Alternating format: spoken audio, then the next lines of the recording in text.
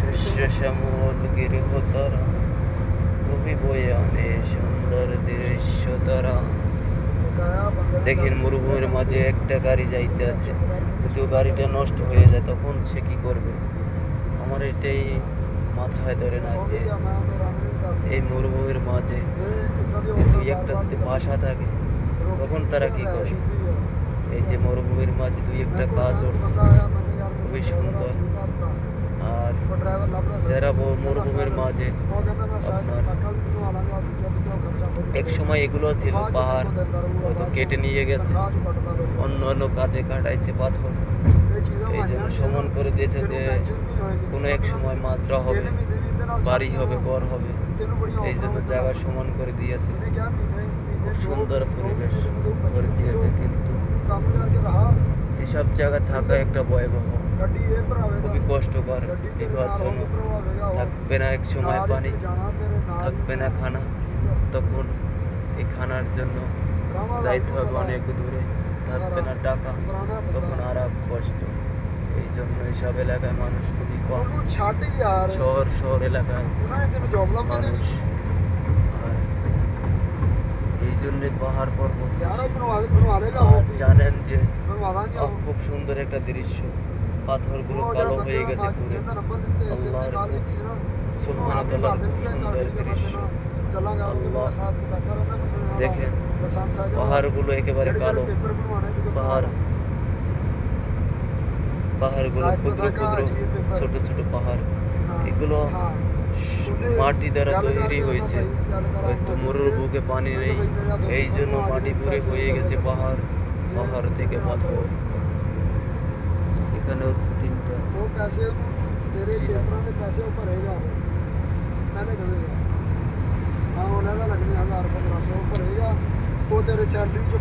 তো আল্লাহ তাআলার নিয়ামত বলে শেষ করা যাবে না। আল্লাহর কাছে লাখো কোটি শুকরিয়া, আল্লাহ তাআলার নিয়ামত বলে শেষ করা যাবে না। এই যে মরুর মাঝে বৃক্ষরোপণ, সবুজে ঘেরা শস্য শ্যামল, এই গাছ খুবই পানি ছাড়া যে গাছ মরুর বুকে বেঁচে আছে, আপনি আমি কয়দিন পানি ছাড়া থাকতে পারবো? কিন্তু একটা গাছ পানি ছাড়া, বৃষ্টি ছাড়া পাথরের বুকে জন্ম নিয়ে দাঁড়িয়ে আছে জনম জনম বছর, জনম জনম বছর। আল্লাহ তাআলা তার নিয়ামত এই পাথর থেকে, এই মাটি থেকে তার বুক ছিঁড়ে তার রিজিকের ব্যবস্থা করে দিয়েছে। যেমন একটা মানুষ খাবার ছাড়া, পানি ছাড়া সে বাঁচে না, তেমনি একটা গাছেরও রিজিক আল্লাহ করে দিয়েছে। আল্লাহ তাআলা সুবহানাল্লাহ তাআলা আপনার আমার যে নিয়ামত রাখছেন সেটা আসবেই যে কোনো প্রকারের, যে কোনো অবস্থায়, যে কোনো কারণে।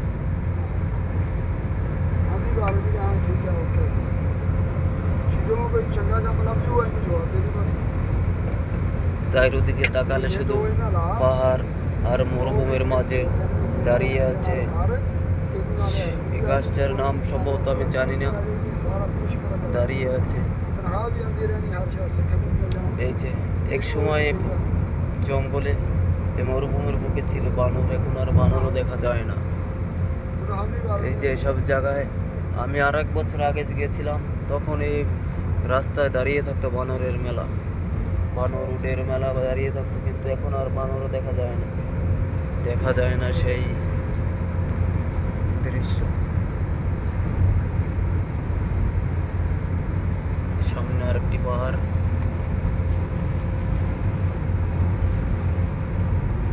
একটা গাড়ি হয়তো টান আছে 150, আমাদের গাড়ি 140 টান।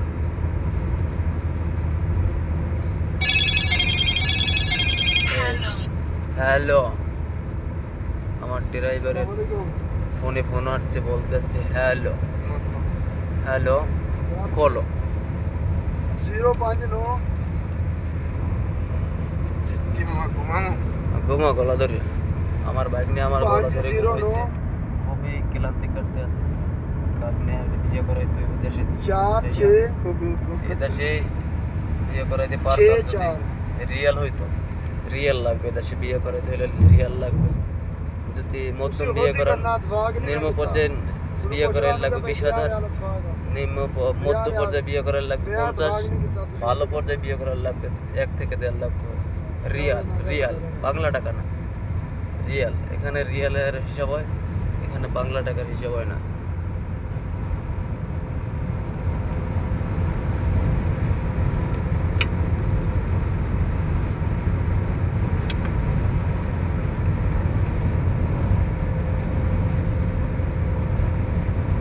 দেখতে দেখতে অনেক পথ পেরিয়ে এলাম, এখনো দেখা মেলেনি সেই বানরের মেলা, এখনো দেখা মেলেনি সেই উটের মেলা।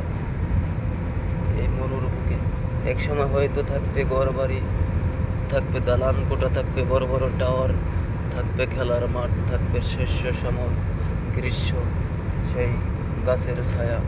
কিন্তু সে সময় আল্লাহ জানি না বাঁচিয়ে রাখে না, তার দেশে নিয়ে যায়, তার কাছে নিয়ে যায়, সেটা আল্লাহ পাক রব্বুল আলামিনই জানে। সেই জন্য ভিডিওগুলো করতে আছে। হয়তো আপনাদের খারাপ লাগতে পারে, খারাপ লাগলে আমার কিছু করার নেই। আমার ভিডিও করতে ভালো লাগে, ছবি তুলতে ভালো লাগে, এইটি আমার বড় কথা। সামনে দেখা যায় রেল লাইন, এই যে সামনে রেল লাইন দেখা যায়, রেল লাইন খুব সুন্দর একটি রেল লাইন। যে রেল লাইন থেকে মক্কা থেকে মদিনা, মক্কা থেকে রিয়াদ, এই দুটি জায়গায় যায় সেই রেল, মেট্রো রেল। সেই রেল থেকে হয়তো এক সময় উঠবো ইনশাআল্লাহ, যদি আল্লাহ বাঁচিয়ে রাখে। সেই রেল লাইনের কাছাকাছি চলে আসছে, দেখা যাচ্ছে সেই কুফরির ব্রিজ, দেখা যাচ্ছে রেল লাইনের তার, দেখা যাচ্ছে রেল লাইনের পিলারগুলো, দেখা যাচ্ছে সেই রেল লাইনের রাস্তার পাশের দৃশ্যগুলো, খুবই একেবারে দবদবে ছায়ার মাটি। এই যে সেই রেল লাইনের ব্রিজ, এখান থেকে মক্কা থেকে মদিনা, মদিনা থেকে মক্কা, মক্কা থেকে রিয়াদ, রিয়াদ থেকে মক্কা, এভাবে যায় সেই দৃশ্যগুলো।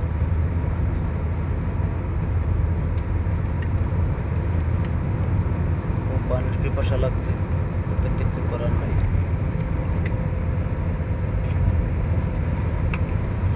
খুব পানির পিপাসা লাগছে, তবু কিচ্ছু করার নেই। এখানে কোনো গাড়ি থামানোর কোনো সিস্টেম নেই, সিস্টেম থাকলেও দোকান নাই, তাই এখানে থামানোর কোনো সিস্টেম নেই। দূর দেখে দেখা যায় রোডগুলো ভিজে আছে পানির ছায়ায়, কিন্তু সেগুলো পানি না, সেগুলো রোদের ছায়া। সেই জন্য চিনায় যে পানি ভিজে আছে রোড। এখানে 3টি গাড়ির লাইন, একটি গাড়ি হাই, যে গাড়িটা বড় স্পিডে চলবে সে গাড়িটা হাতের বাম থেকে চলবে, যে গাড়িটা মধ্য পর্যায়ে চলবে সে গাড়িটা মাঝ থেকে চলবে, যে গাড়িটা পাশে থামবে অন্য রোডে যাবে সে গাড়িটা একেবারে হাতের লাইনের, যে 3 লাইনের রাস্তা সেই 3 লাইনের প্রথম নাম্বারে যে গাড়িটা থামবে অন্যদিকে যাইবে সেই গাড়িটা একেবারে কানায় চলে যাবে। যে গাড়িটা মাঝ পথে যাবে ওই গাড়িটা সামনে থেকে আবার ওই 1 নম্বর লাইনে চলে যাবে। আবার যে গাড়িটা অনেক দূরে যাইব সে গাড়িটা 3 নম্বর লাইনেই থাকবে, ওটার টান থাকবে বেশি। তবে অনেক কথা বলে ফেলছি। সামনে দেখা যাইতেছে একটি মসজিদ, মসজিদের দেখা যাচ্ছে গম্বুজ। এখনও আমার বাগ্নি শুয়ে আছে আমার কাঁধ ধরে, খুবই অসুস্থ, ক্লান্তি শরীর নিয়ে, খুব অসুস্থ। যেহেতু আমরা কালকে 6টায় উঠছি, হয়তো ফজরের আগে 3-3:30 বাজে ঘুমাইছি 1 ঘন্টা, আবার ফজরে আজান দিছে, নামাজ পড়ছে, আবার রওনা দিলাম সেই মসজিদুল কোবা মসজিদে, যে মসজিদ প্রথম। আবার রওনা দিলাম মেকাত মসজিদুল কোবা, কেবলা মসজিদে গেলাম, কেবলা মসজিদ থেকে আবার রওনা দিলাম সেই বহুত পাহাড় এবং হামজা রাদিয়াল্লাহু তাআলা আনহা যার কবর শাহিদ আছে বহুত পাহাড়ের পাশে, এবং অনেক সাহাবী কিরামের কবর শাহিদ আছে সেখানে জিয়ারত করে আবার আসলাম মদিনায়। মদিনায় এসে তো অনেক ঘোরাঘুরির পরে খাবারের জন্য খোঁজে অনেক চেষ্টা করে মিলে এলাম খাবারে খেয়ে আবার জুমার আজান দিল। এসে আবার নামাজ পড়ে আবার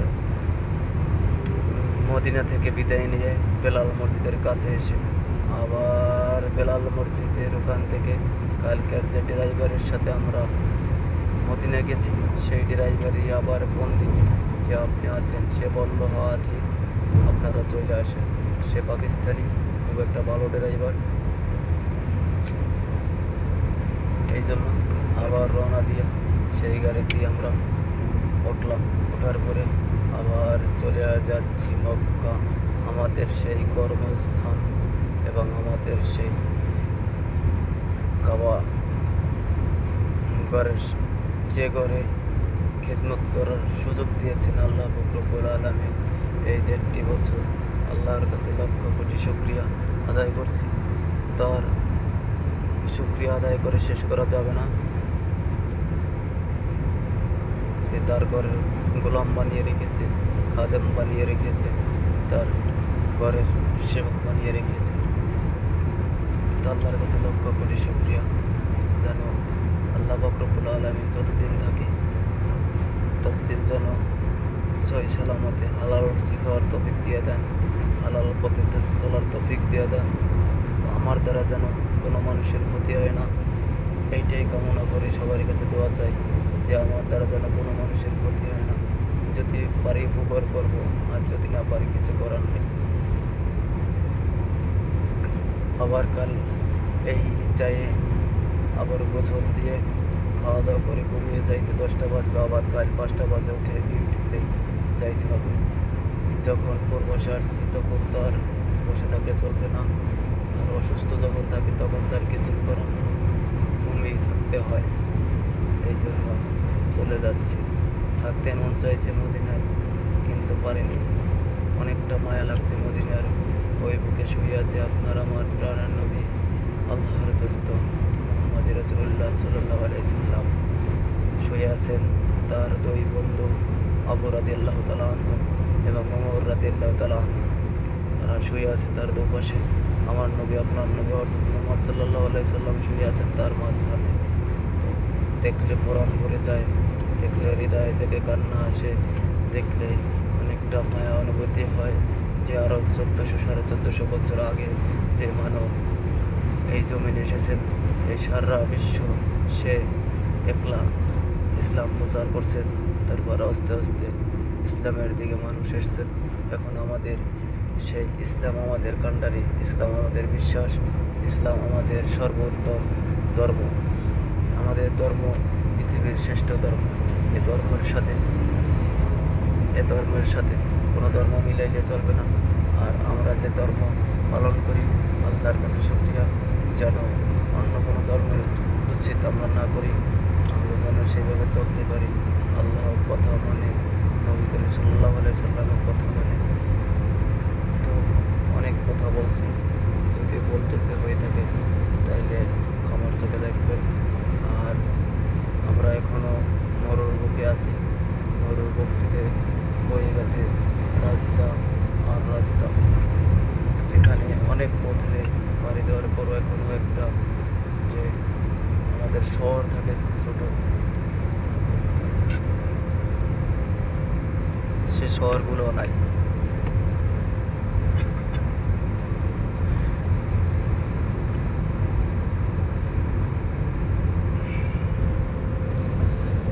শুধু মরুভূমি আর মরুভূমি আর মরুভূমি।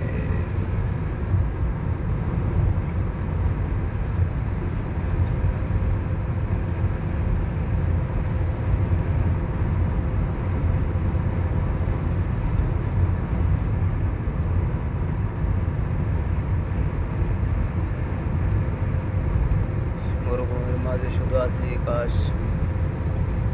তো আল্লাহর নিয়ামত যে সৃষ্টি করেছেন, তার রিজিকের ব্যবস্থা সে করে রেখেছেন। যেমন আমি অসুস্থ হইলে অনেক ডাক্তার দেখাই, কবিরাজ দেখাই, তারপর সুস্থতা হই, আল্লাহর কাছে প্রার্থনা করি, তারপর আল্লাহ সুস্থ করে তোলেন। সেভাবেই একটা গাছ মরুভূমির মাঝে শুয়ে থাকে বছরের পর বছর, থাকে না পানি, থাকে না ঝড়, থাকে না বৃষ্টি, তারপরও সে বেঁচে আছে আল্লাহর নেমত পেয়ে। মরুভূমি, শুধু মরুভূমি, চারদিকে শুধু মরুভূমি, মরুভূমি ছাড়া অন্য কিছু দেখা যায় না, মরুভূমি, শুধু মরুভূমি।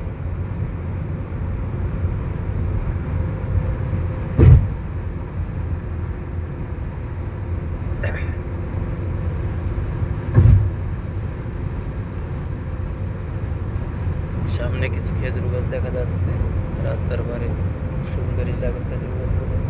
আমার দ্বারে, আপনার দ্বারে কেমন লাগে কমেন্ট করে জানাবেন।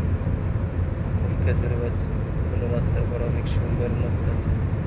যে খেজুর আমাদের আপনার নবী হযরত মুহাম্মদ সাল্লাল্লাহু আলাইহি সাল্লামের প্রিয় খাবার ছিলেন খেজুর। যে একটা খেজুরের বিনিময়ে কত কষ্ট করেছেন আপনার আমার প্রাণের নবী, কত জাহানের বাদশা নবী হযরত মুহাম্মদ সাল্লাল্লাহু আলাইহি সাল্লাম। সে চাইলে পারত সারা দুনিয়া রাজত্ব করত, কিন্তু সে করেনি। সে হালাল পথে, হালাল চিন্তা চেতনা ও আল্লাহর কথা অমান্য না করে, সব কথা মান্য করে তার দেখানো পথে চলে সে জীবন উৎসর্গ করে দিয়েছে। সে চাইলে হাজার হাজার বছর বেঁচে থাকতে পারত, কিন্তু তা করেননি।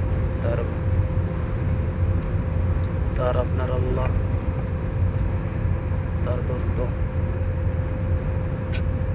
কথা চিন্তা করে সে তার দেখানো পথ সবাইকে দেখিয়ে সে এদেশ থেকে বিদায় নিয়েছে। এই দেশ এত রহমতের, এত রহমতের, এত রহমতের বলে শেষ করা যাবে না। যে দেশে সে জন্মগ্রহণ করেছে, কুরাইশ বংশে, মক্কায়। সে মক্কা আজ কত কোটি মানুষ আসে দিনের দিন তার জন্য কাঁদে, কিন্তু সে নবীর রওজা রয়েছে মদিনায়। সে মক্কায় থাকতে পারেনি। তাদের এখনো যুগে বেঁচে আছে আবু জাহেলের বংশধর, তা আপনারা দেখেন, জানেন, শোনেন। এখনো দেখা যায় আবু জাহেলের বংশধর, কিন্তু এই আবু জাহেলের বংশধরের কারণে সে থাকতে পারেনি। সেই তার আল্লাহর ঘরের পাশে তার জন্ম, কিন্তু থাকতে পারেনি ওই আবু জাহেল, থাকতে পারেনি আবু জাহেলের ঘরে বাড়ি। সেখানে রয়েছে হাজারো হাজারো হাম্মাম, সেখানে রয়েছে ময়লা মলমূত্র ফালানোর জায়গা। তার ঘরের তার যে মাঝে মাঝে শুনি হাজিরা বলে ওর মুখে শিশু করে দিই, ওর মুখে হাম্মাম করে দিই।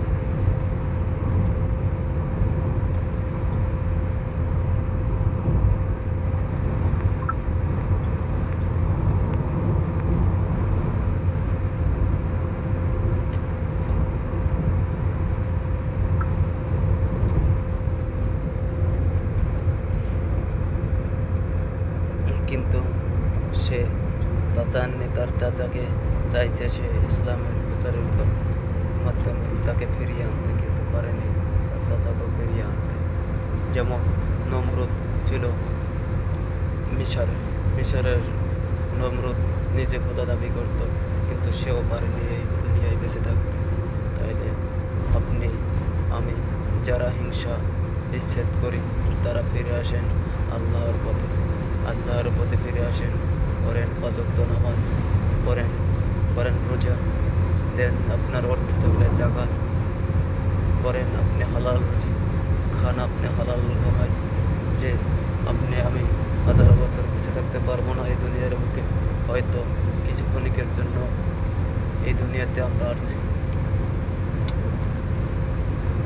আমরা একটা কথা বিশ্বাস করেন, আপনার আমার জিন্দিগি এই জিন্দিগি না, বড় জিন্দিগি আছে। সে জিন্দিগিতে আমাদের চলে যেতে হবে, সেইটাই আমাদের বড় যাওয়া, বড় পাওয়া। সে দুনিয়ার জন্য, সে আখিরাতের জন্য কিছু কামাই করে যাইতে পারি, এইটাই আপনাদের কাছে কামনা করি। আর আমি একটা কথা বিশ্বাস করি, আমি যেন যতদিন বেঁচে থাকি ততদিন আমার মুখ থেকে হারাম খানা যেন না যায়। আর যতদিন বেঁচে থাকি হালাল পথে অর্থ উপার্জন করতে পারি, সেই অর্থ দিয়ে যতদিন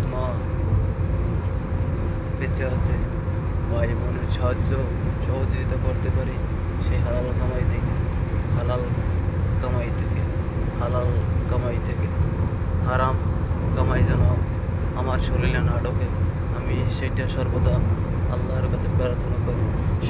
নামাজের সময় আল্লাহর কাছে দোয়া চাই, আল্লাহর ক্ষমা চাই যে আল্লাহ এইসব কাজ থেকে আমাকে রক্ষা করো, এইসব কাজ থেকে আমাকে ক্ষমা করো, এইসব কাজ থেকে আমাকে বিরত রাখো, এইসব কাজ থেকে আমাকে দূরে রাখো। এই হারাম কামাই চিরস্থায়ী হবে না।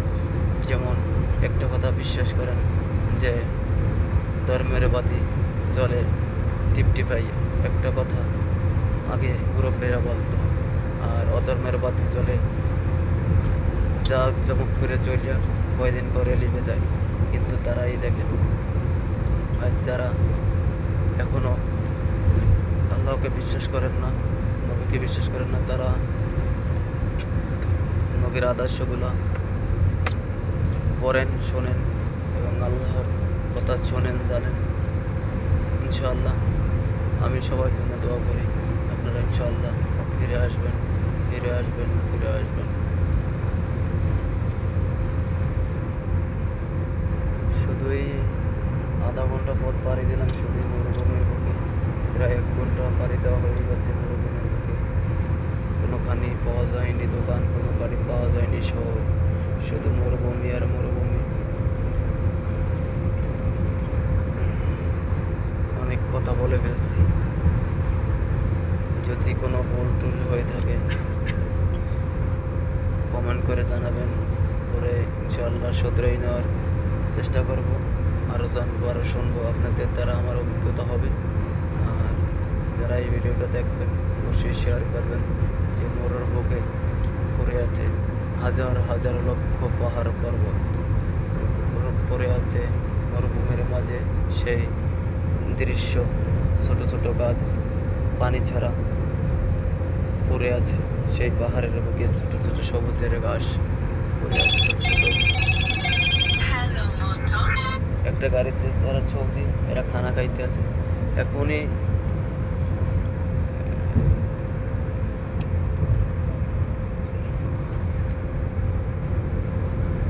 আমার একটা কথা চিন্তা হয়, যখন একটা গাড়ি কোনো যদি রাস্তাঘাটে সমস্যা হয় তখন সে গাড়িটা কী করতে পারে। সে গাড়িটা সারতে যেমন আমাদের দেশে থাকে 2-1 কিলোমিটার পর বাজার ঘাট, দোকানপাট থাকে অবসর, কিন্তু এখানে নাই কিছু। এখানে 10-50 কিলোমিটারের মধ্যে নাই কোনো ঘর বাড়ি, নাই কোনো বাজার ঘাট, নাই কোনো শহর, নাই কোনো কিছু।